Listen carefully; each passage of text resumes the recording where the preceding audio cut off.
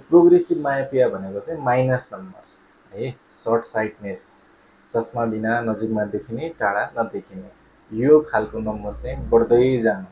यसबारेमा यो भिडियो अलि लामो हुनेछ, त्यही भएर राम्ररी बुझ्नु छ भने मजाले हेरिदिनु होला है त। यी सबै कुरा बुझ्नुभन्दा अगाडि हामीले फर्स्टमा के बुझ्नु पर्यो भन्दाखेरि दृष्टिदोष भनेको के हो। दृष्टिदोष तीनटा खालको हुन्छ, मायोपिया वा हाइपरोपिया र एउटा एस्टिग्मेटिजम भनेर भन्ने गर्छौँ।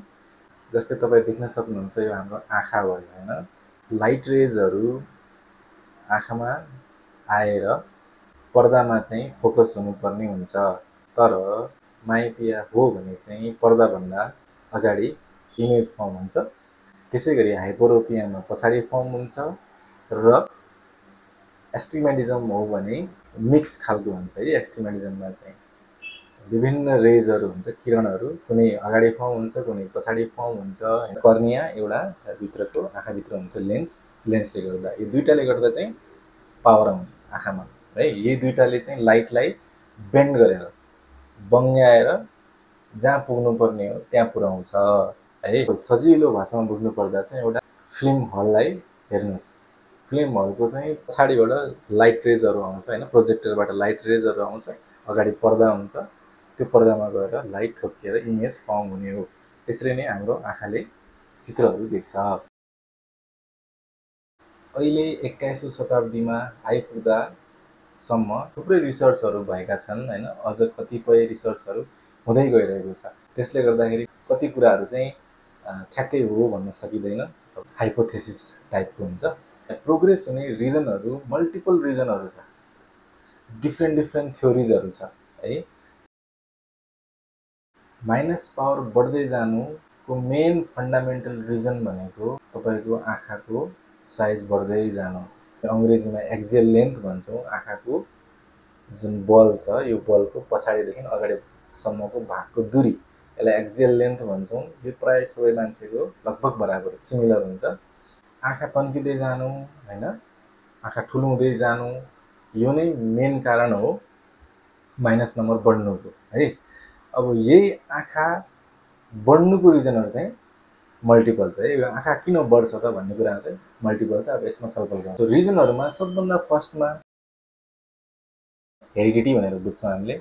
आमा बुवामा एकजनामा यो बढ्ने नम्बर, माइनस बढ्ने नम्बर देखिएको छ भने आउने बच्चाहरूमा यो रिस्क 3 गुणा बढी हुन्छ है। अब यसै गरी आमा बुवा दुवैजनालाई छ भने चाहिँ ठिक्क डबल 6 टाइम्स चाहिँ रिस्क हुन्छ बच्चाहरूमा पनि देखिने।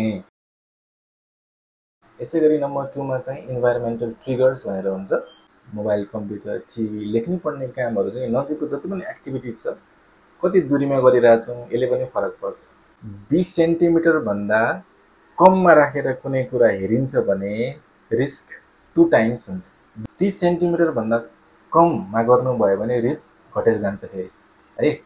यो दुईटाको कम्पेयर गर्दाखेरि 30 सेन्टिमिटर पनि राम्रो चाहिँ होइन, तर यो दुईटाको चाहिँ अब स्टडीमा हेर्दाखेरि चाहिँ 30 सेन्टिमिटरभन्दा बढीमा गर्नु र 20 सेन्टिमिटरभन्दा कममा नजिकमा हेर्नुले धेरै फरक पर्छ है। अर्को चाहिँ कम्प्युटर मोबाइलहरू धेरै चलाउने मान्छेहरूको लागि एउटा रुल्स बनेको छ होइन, 20-20-20 भन्छौँ। प्रत्येक 20 मिनटमा कम्तीमा पनि 20 सेकेन्ड ब्रेक लिनुपर्ने हुन्छ। ब्रेक कसरी लिने भन्दाखेरि 20 फिट टाढा हेरेर है। यो रुल्स जसले गरिरहेको हुन्छ उनीहरूको नम्बर चाहिँ स्टेबल हुने चान्सेस हाई हुन्छ।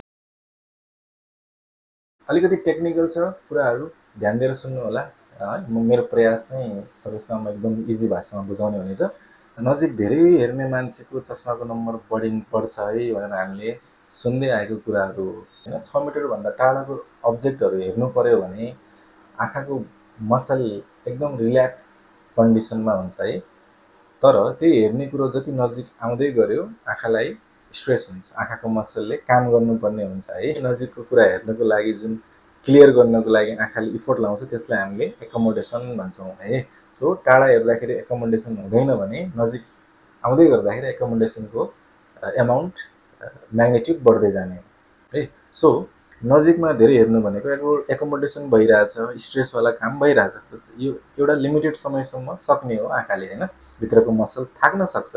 र आँखा थाक्यो भने त्यो क्लियरिटी जुन इमेज छ त्यो प्रोपरली क्लियर आउँदैन, आँखाभित्र रेजहरू क्लियर रेजहरू जाँदैन, छर्रेर जान्छ। यो छर्रेर रेजहरू आँखाभन्दा पछाडि जान सक्छ है, बुझ्नुभयो?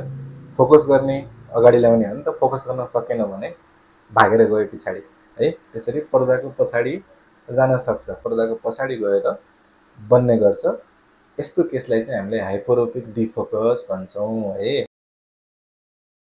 फर्स्ट अफ अल हामीले स्फेरिकल र अस्फेरिकल मिडियाको बारेमा बुझौँ है। यो आर्टिफिसियल लेन्स पनि हुन्छ, हाम्रो आँखाको रिफ्र्याक्ट गर्ने रेजहरूलाई बेन्ड गर्ने स्ट्रक्चरको बारेमा पनि हुनसक्छ। सो आँखाको मेन रिफ्र्याक्ट गर्ने लाइटलाई बेन्ड गर्ने भनेको कसले हो त? कर्निया र लेन्सले। अब यो दुइटै अस्फेरिक नेचरको हुन्छ, तर हाम्रो आँखाभित्रको जुन लेन्स छ नि त्यो लेन्स चाहिँ के हो त? डाइनेमिक अस्फेरिक हो। डाइनेमिक भनेको आँखाको भित्रको लेन्सले सेप चेन्ज गर्छ है। टाढाको हेर्नु पर्यो भने यस्तो खालको हुन्छ भने नजिक हेर्दाखेरि अलिक डल्लो पर्छ, मोर स्फेरिक हुन्छ नजिकको हेर्नको लागि, पावर जेनेरेट गर्नु पर्यो नि, प्लस पावर है। अब मैले किन यो भनिरहेको छु भन्दाखेरि स्फेरिकल मिडियामा के हुन्छ भन्दाखेरि लाइटको इम्पर्फेक्ट रिफ्र्याक्सन हुन्छ एजेसमा, टुप्पो टुप्पोमा चाहिँ इम्पर्फेक्ट हुन्छ, जस्तो हुनुपर्ने हो त्यस्तो हुँदैन है। अस्फेरिकमा के हुन्छ त? पर्फेक्ट रिफ्र्याक्सन हुन्छ, लाइटको पर्फेक्ट रिफ्र्याक्सन हुन्छ, जहाँ पुग्नुपर्ने हो जहाँ जानुपर्ने हो त्यहीँ जान्छ, बिचको पनि सेन्ट्रल रेजहरू पनि र पेरिफेरल रेजहरू पनि। अब हाम्रो आँखाको कर्निया त अस्फेरिक भयो होइन, तर लेन्स चाहिँ डाइनामिक अस्फेरिक भएको कारणले गर्दाखेरि नजिक हेर्दाखेरि डल्लो भयो, स्फेरिक भयो। स्फेरिकले के गर्छ त? इम्पर्फेक्ट रिफ्र्याक्सन गर्छ एजेसमा है। अब सेन्ट्रल रेजहरू चाहिँ आँखाको पर्दामा पुग्यो, तर छेउछाउको पेरिफेरल रेजहरू फेरि पर्दाभन्दा पछाडि गयो, त्यो चाहिँ के भयो त? हाइपरोपिक डिफोकस भयो। हाइपरोपिक डिफोकसको बारेमा यत्रो कुरा गऱ्यौँ। अब यसको इम्पोर्टेन्स के छ त? हाम्रो आँखाको नेचुरल टेन्डेन्सी के छ भन्दाखेरि आँखाको पर्दाको अगाडि इमेज फर्म भयो भने आँखाले नर्मल्ली होइन केही इफोर्ट लाउँदैन, एज इट इज छोडिदिन्छ है, त्यो पर्दामा इमेज ल्याउनको लागि प्रयास गर्दैन। तर इमेज पर्दाको पछाडि फर्म हुने बित्तिकै के भयो? आँखाले के गर्छ भन्दाखेरि इफोर्ट लाउँछ। मेन आँखालाई स्ट्रक्चर बलियो बनाएर राख्ने भनेको स्क्लेराको काम हो है, सबभन्दा outer most layer, toughest part of the I भन्छ हामीले, र यसपछिको कोरोइड। यो पछाडि फर्म भएको इमेजलाई अगाडि ल्याउनलाई आँखा तन्किनु पऱ्यो नि त होइन, तन्कियो भने त्यो पछाडिको भाग अगाडि आउँछ हो। अब यो तन्किँदै जाने हो, आँखाभित्र त्यस्तो केमिकलहरू प्रड्युस हुन्छ, आफै प्रड्युस हुन्छ होइन, ब्रेनबाट सिग्नल आएर, अनि यो जुन टफेस्ट पार्ट छ स्क्लेरा यो चाहिँ लुज हुँदै जान्छ। लुज भयो भने तन्किन सजिलो भयो, यसरी तन्केर त्यो बाहिर गएको रेजहरूलाई यसरी ओगट्छ आँखाले है, ओगट्छ अनि क्लियर देखिने हो। केले गर्दा भयो त? हाइपरोपिक डिफोकसले गर्दा। यसरी हाम्रो होइन नियर वर्क बढी भयो भने लेन्सभित्रको स्फेरिक भयो, स्फेरिक भएपछि हाइपरोपिक डिफोकस बढ्दै गयो, हाइपरोपिक डिफोकस बढ्दै गयो भने आँखालाई तन्किनलाई एउटा मेसेज गर्यो, यसरी आँखा चाहिँ ठुलो भयो। आँखा ठुलो हुँदै जानु भनेको नम्बर बढ्दै जानु हो। हामीले बाहिर लाउने चस्मामा जुन सिसा हुन्छ, यो सिसा पनि स्फेरिकल र अस्फेरिकल डिजाइन दुईवटा खालको आउँछ। तपाईँको कसैको चिनेको मान्छेको पनि होइन चस्माको नम्बर बढ्दै गइरहेछ भने उहाँहरूको लागि सोल्युसन भनेको चस्मामा चाहिँ है, अरू पनि टेक्निकहरू छ, चस्मामा चाहिँ अस्फेरिक डिजाइन भएको लेन्सहरू युज गर्नु पर्यो है। तेस्रो रिजन चाहिँ लाइट एक्सपोजर भन्छ हामीले, नेचुरल लाइट एक्सपोजर है, बाहिर आउटडोर भन्छौँ नि हामीले, आउटडोर कामहरू बढी गर्नु पर्यो, यो चाहिँ लाइटसँग रिलेटेड भएको भएर दिनमा कम्तीमा पनि 2 देखि 3 घन्टा हामीले आउटडोर स्पेन्ड गर्छौँ भने हाम्रो बडीमा चाहिँ डोपामिन भन्ने हर्मोन रिलिज हुन्छ, जसले चाहिँ आई इलोङ्गेसनमा चाहिँ रोक लाउँछ है। अब आँखा पुगिसक्यो, बढ्नु जरुरी छैन भन्ने हिसाबको मेसेज लिएर आउने हो डोपामिनले। 2 देखि 3 घन्टाभन्दा कम बाहिर आउटडोर एक्टिभिटिजहरू गर्नुभयो भने चाहिँ यो रिस्क 2 देखि 3 गुणा बढेर जान्छ। नम्बर 4 मा चाहिँ बायोलोजिकल भेरिएबिलिटी भन्छ, अघि भने जस्तै होइन, आँखाको टेन्डेन्सी के हो त? ठुलो हुन सक्ने हो नि त, आँखा सानो बन्न चाहिँ सक्दैन कि, कसरी हुन्छ? ठुलो हुने हो है। 3टा मेन लेयरहरू छ आँखामा, सबभन्दा बाहिरको स्क्लेरा, बिचको कोरोइड र त्यसपछि भित्रको रेटिना है। बट यदि त्यो सबभन्दा बाहिरको लेयर स्क्लेरा एकदम बलियो छ अरे।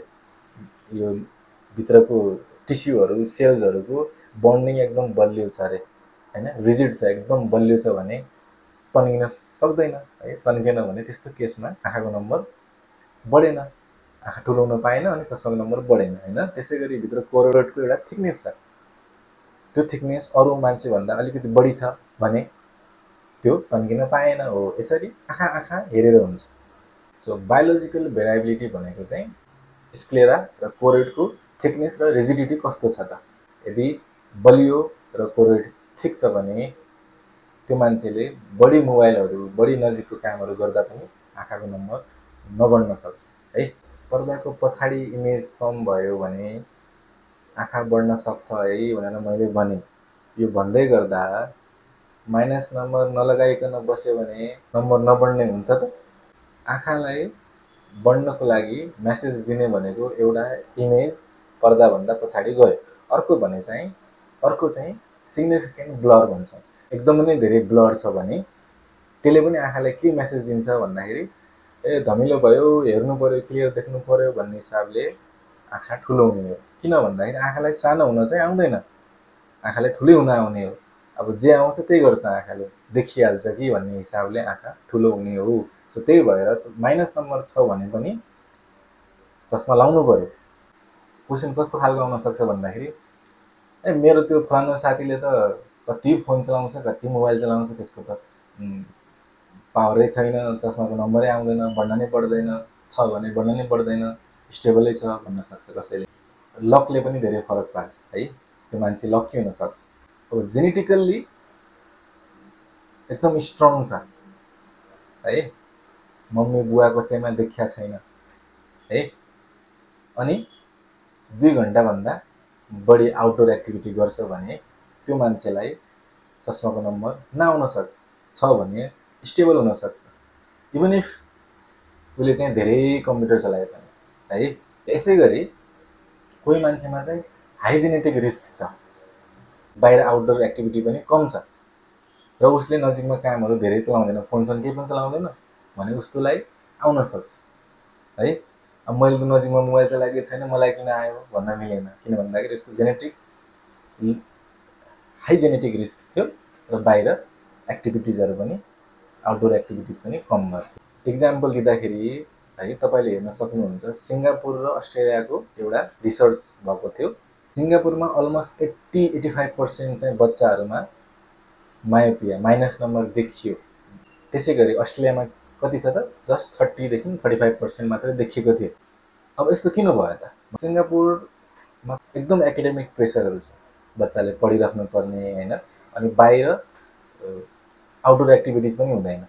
अस्ट्रेलियामा कस्तो हुन्छ भन्दाखेरि एकाडेमिक प्रेसर त्यस्तो धेरै छैन, सँगसँगै मिनिमम 3 आवर्स आउटडोर एक्टिभिटिज चाहिँ गर्नै पर्ने हुन्छ बच्चा।